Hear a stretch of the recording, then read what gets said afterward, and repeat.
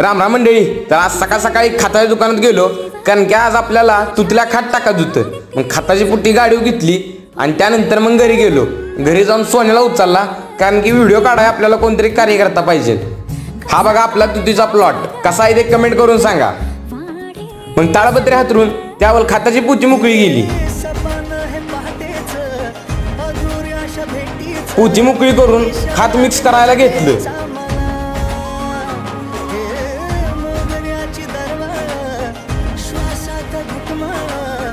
खत मिक्स करून झालं की मग पटाक्षरनी खत टाका घेतलं, कारण की ऊन एकदम वाढायचं चाललं होतं बघा.